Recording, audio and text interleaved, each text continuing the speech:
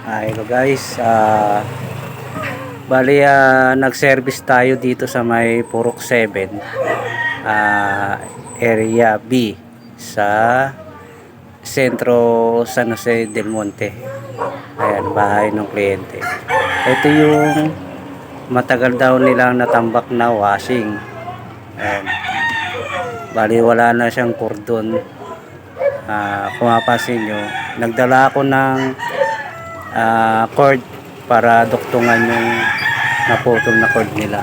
Natambak na daw to, kaya yung tsura ng washing sa labas is marumi na, pero yung motor niya do sa loob is okay pa, pati yung mga ayan, bali tinesting ko dyan. Ang pinaka problema niya is yung natin, yung dryer, ang hina umiikot. Ayan, para lang siyang kumikembot, hindi siya maka-spin ng mabilis.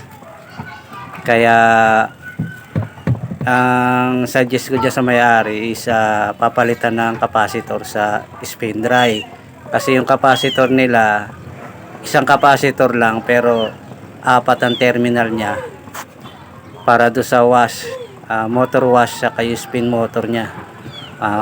Pinagsama na, ayan, apat na capacitor yan. Nandito ako sa area nung kliyente ko sa labas. Sa labas na ako kumuha para maliwanag. Ayan, chine-check ko yung talagang mahina ang ikot niya. Tapos yung pasin nyo dyan, talagang mahina yung ikot nung natin. Ayan, kumikending lang siya, kumikending. Hindi siya maka-spin ng diretso. Kaya suggest ko dun sa may-ari sa bumili na ng capacitor ng spin motor. Ayan, bali try ko rin yung sa wash niya. Okay naman siya, malakas pa rin ang ikot. Pansin nyo, malakas rin ang ikot, pero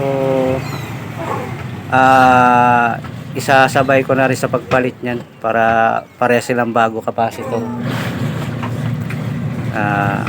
Tapos pinapapalitan din ng kliyente yung niya, yung drain motor niya, yung drain hose niya, dahil tawag nito, wasak-wasak na dahil matagal na nga na tambak sa bodega nila. Ngayon lang nilabas uli. Ayan, yung hose niya wala na, papalitan din daw yan. Kaya mapapansin nyo, napakarumi.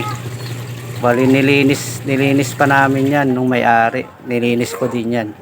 Tapos ang reklamo niya rin, hindi mag drain, kasi nga nung binaklas ko yung pinaka niya, sa may drain hose niya sa may likod, yung goma niya is marami ng dumi, yung telang dumi. Kaya nilinis namin. Tapos bali yung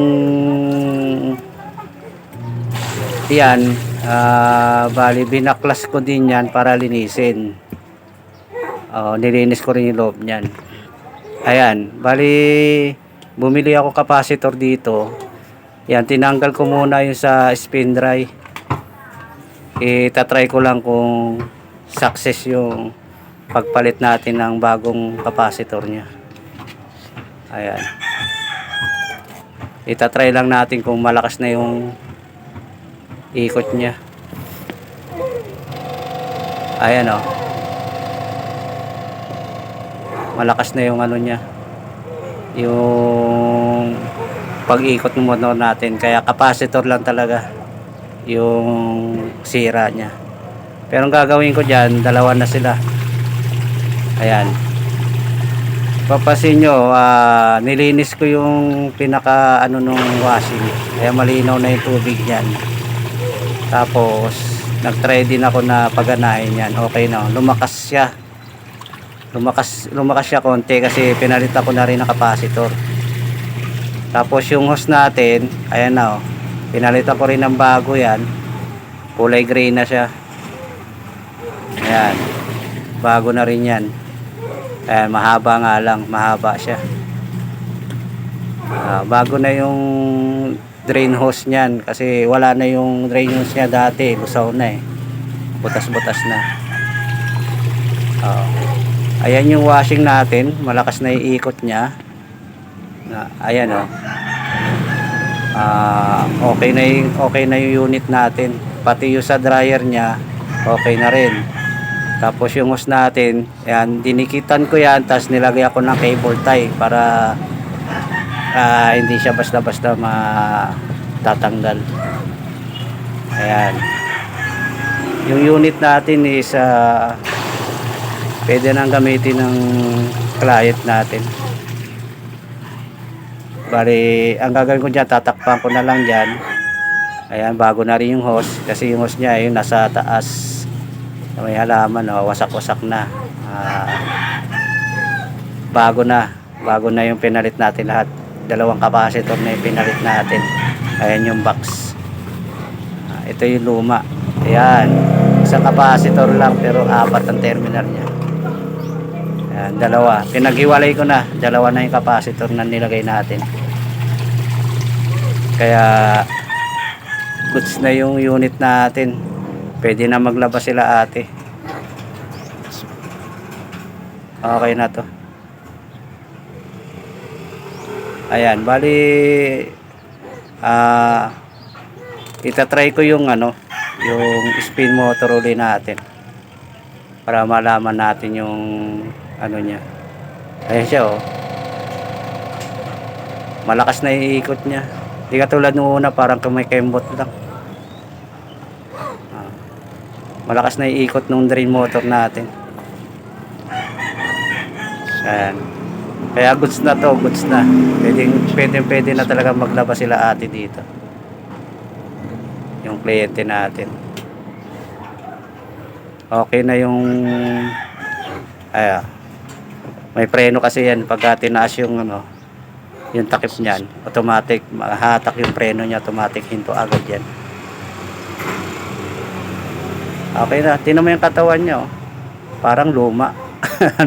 Nalumaan na sa bodega kasi natambak. Dahil meron silang automatic washing machine. Ngayon nasira yung automatic washing machine nila. Ito yung pinaayos nila. Okay na rin yung natin. Pati yung pag-drain niya okay na rin yun. Kaya tatakpan ko na lang yan. Tapos ilalagay na namin doon sa tawag nito sa kusina nila, sa pinaglalaban. Okay na, yun lang natin.